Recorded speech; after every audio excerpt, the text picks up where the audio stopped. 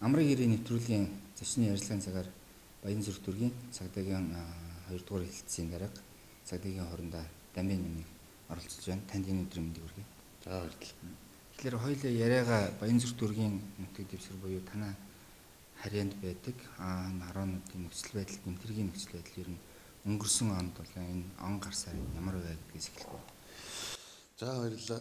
2015 онд манай Баянзүрх дүүргийн цагдаагийн 2 дугаар ус Баянзүрх дүүргийн нутаг дэвсгэр буюу нийт одоо хүн ам энэ дүүрэг маань бол 28 ороо одоо. За энэ 28 ороо 11 ороо бол манай нутаг дэвсгэрийн хэмжээнд хариуцж ажилладаг. За хүн амын хувьд бол 115 мянга орчим хүн хариуцдаг. За дээрээс нь орж байгаа хөдөлгөөнтэй нийлхэн 20 орчим мянга хэмжээндээ бол нэг 130 гаруй хүний хөдөлгөөн энэ одоо хариуцсан нутаг дэвсгэрт байна гэж үзэж байгаа. За 2015 онд тус цагдаагийн хэлэлц бол 35812 гомдол мэдээлэл хүлээж авсан. За Улаанбаатар хотын хэмжээнд буюу улсын хэмжээнд бол одоо өргөдөл гомдол иргэдээс авж байгаа мэдээлэл шалгаж байгаа одоо хэрэг материал явуулбал бол бас улсын хэмжээнд нэлээд дээгүүр буюу одоо нэгдүгээр байранд одоо явдгаа. Тэгэхээр энэ талаараа бол яг юу хэлэх чинь тэгэхээр бас ачаалал энэ хэсэг дээр бас нэлээд байна гэж үзэж байгаа. За манайх 2015 онд нийт одоо шалгагдсан гомдол мэдээллийн 25.7% буюу 2012 одоо гэмтэр бүртгэж шалгагдсан байгаа. За 5874.2% бол эрүүгийн хэрэг үүсгэс татгалзал шийдвэрлсэн. За захиргааны зөрчлийн хувьд бол 17,100 орчим захиргааны зөрчлөөс шалгагдаж шийдвэрлсэн. За 2016 он гарснаас хойш эхний одоо 2 сарын байдлаар бол үндсэндээ 3800 орчим бас гомдол мэдээлэл шалгачаад байна. За энэс бол мөн ялгаагүй одоо нэг 25 орчим буюу 170 орчим хэд бол эрүүгийн хэрэг үүсгэж шалгасан. 500 орчим буюу 76 орчим одоо хувь нь эрүүгийн хэрэг үүсгэж татгалзаж шийдвэрлсэн ийм одоо дүн мэдээтэй одоо бол ажиллаж байна. Тэгэхээр за энэ гэмтэргүүдийн нөхцөл байдлын хэргийн өнгийг хараад үзэх юм бол гол төлөв ямар төрлийн гэмтэрэг ихээр энэ дүүргийн нутаг дэвсгэрээр үйлдвэрлэж байна? За манай нутаг дэвсгэр өөрөө бас тийм онцлогтой Улаанбаатар хотын одоо дүүрэг нутаг дэвсгэрээс онцлогтой юм байна. Үнэхээр энэ зүрх дүүргийн цагдаагийн 20 дугаар хэлтсийн одоо харин нутаг дэвсгэрийн хэмжээнд үзэх юм бол энэ үйлчлэгээний газрууд маш олноор төвлөрдөг. За та бүхэн сайн мэдэх одоо сансар буюу энэ сансрын үйлчлэгээний төв Баян цэлийн хот Баян зөвхөн 7 дугаар хороо энэ одоо үндсэндээ манай Баян цэл одоо төв дээр ихэд нийт 42 баар цангийн газар ажилладаг. За сансрын үйлчлэгээний төвд 14 баар цангийн газар. За дээрээс нь энэ хожноор хөдөөж буй яам одоо хэд хэдэн газруудын төвлөрсөн цэгүүд бол үйлчлэгээ ихтэй байдаг. За үүнийгээ дагаад бол бас бусдын бие махбод гэмтэл учруулах гэмтэрэг нэлээд олон үеигээс бүртгэж эзэлж байгаа. За дээрээс нь хулгайн гэмтэрэг байна. За мөн одоо орон байрны хулгай дотор бол орон байрны хулгайн гэмтэрэг. За мөн одоо иргэдийн эд хөрөнгө одоо машины цонх хагалдаг энэ гэмтэргүүд нь илүү бүртгэж. За халаасны хулгай бас манайд тодорхой хэмжээгээр бүртгэж байна.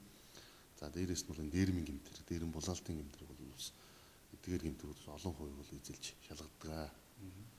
Тэгэхээр энэ иргэдийн өмчлөг эрхий эсрэг гэмтэрэг бол ерөнхийдөө бол дийлэнх хувь эзэлдэг гэж ойлгож болох юм байна.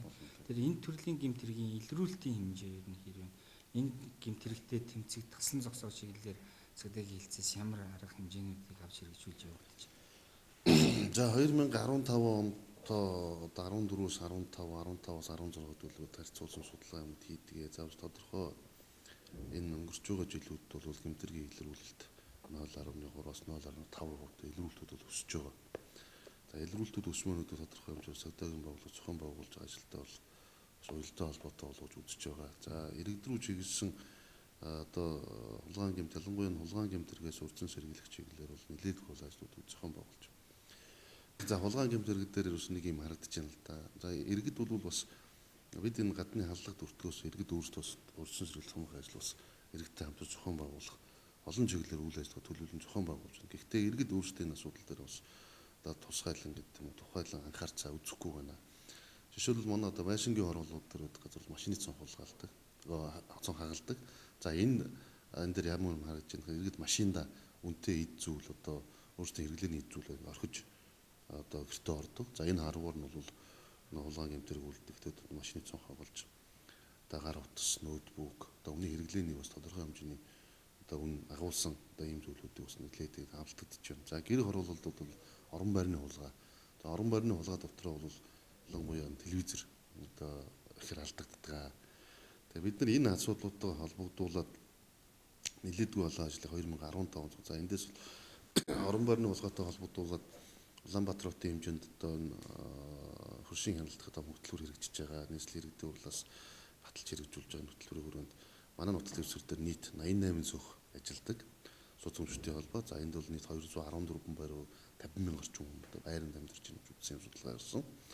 За энэтэй холбогдуулаад одоо нэргэдийн одоо орон байрны одоо аюулгүй байдлыг хангах чиглэлээр тодорхой ажлуудад зохион байгуулсан. За энэ чиглэлээр судалгаа хийхээр нийт 88 цөөхт бол 214 байранд 168 камер одоо одоогоор байгаа.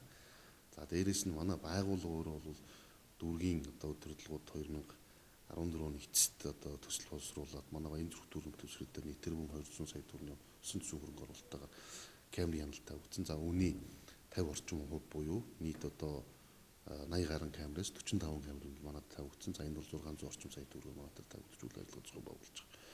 За мөн алдагдсан эд зүйлүүдийг одоо хянах зохион байгуулах чиглэлээр мөн одоо манай нутаг дэвсгэр дээр 53 аж ахуйн барьцаалын зээлдүүлэх газар ажиллаж байна.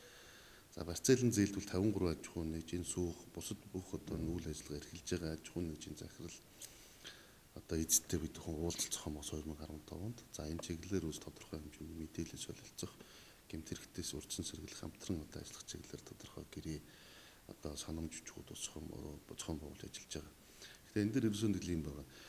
Цагдаагийн байгууллага гарч байгаа халдлага гэмт хэрэгтэй холбогдуулаад одоо уул эрх зүйн хүрээндээ энэ хулгайн эд зүйлүүдэд дамжиж борлуулж болзошгүй. За эсвэл энэ халдлага одоо үйлдэж болшгүй газрууд албан мэдээлэл байнга өгч ажиллаж байгаа. Тэгээ энэ дээр одоо манай иргэд аж ахуйн нэгжээс нэг зохион байгуулалтын хувьд гэдэг юм уу ер нь хууль тогтоомжоо хэрэгжүүлэх чиглэлээр тодорхой зохион байгуулмаар цаг болцсон юм байна. А бид мэдээлэл өгдөг, иргэд маань бол мэдээлэлд аж ахуйн нэгжүүд биелүүлсэн гэдэг одоо эргэж хариу өгдөг. За 2015 онд яг энэ чиглэлээр бол хариуг одоо үнэхээр энэ албан мэдээллийнхаа шаардлагыг бас биелүүлж гэнэ үү гэдэг бид газар дээр нь 2 удаа нэгцэн арга хэмжээ зохион байгуулсан. Нилээдгүй болон аж ахуйн нэгж иргэдэд гэмтрээс үрсэн сэргийлэх хуулийн дагуу захиргааны хариуцлага тооцож ажилласан. Үнэхээр энэ одоо хуулийн байгууллагууд цагдаагийн байгууллагаас өгч байгаа албан мэдээлэл маань бол энэ шалтгаан нөхцөлийг арилгах чиглэлээр бид хүн мэдээлэл өгч шаардлага тавьж байгаа. За энийг манд биелүүлэхгүй бол бас холбогд хууль тогтоомж заасныхаа дагуу хариуцлагаас тооцдог систем рүү орё. Тэгжээж энэ үйл ажиллагаа маань бодиттой үн зөв одоо хэрэгжих магадaltaй болох юм байна гэж үзэж байгаа манай. За манайд нутаг дэвсгэр дээр тавигдсан нийт 45 цаг дээр бол бид нар камераа ажиллуулж байгаа. За энэтэй холбогдуулаад камерын одоо 24 цагийн камерын хяналттай. За энэ дээр камер тавигдсан ус гэмтрийг илрүүл тодорхой нөлөөлөл үзүүлж байна. За энэ бол үнэхээр юм бас одоо бид шөнө одоо өдрийн цагаар энэ камерын хяналтыг тавихтаа бас тодорхой цэгүүдэд тодорхой одоо гэмтрэг гарч байгаа бид бүхний одоо шижиг таамаглалт одоо өртөж байгаа. За бидний хүний ярьдаг хар цаг гэдэг газрууд дээр илүү төлхөө өдөр шөнийн цагаар бол хяналтуудаа тавьж байгаа. За энэ хяналт тавигдсанаар бол гэмтрэгийн илрүүлэлт тодорхой нөлөөлөл үзүүлж байгаа нь 2015 онд гарч байгаа гэмт хэрэг энэ илрүүлсэн гэмтрэгийн илрүүлэлт өсөлт төр бол харагдаж байгаа. Тэгэхээр амрын хэрийн нэвтрүүлгийн зочны ярилцлагын цагаар Баян зүрх дөрөвдөг цагдаагийн 2 дугаар хэлцээний дарга цагдаагийн хурлаа Дамбины оролцлоо. Танд баярлалаа. За баярлалаа. Та бүхэн ажлын амжилт хүсье.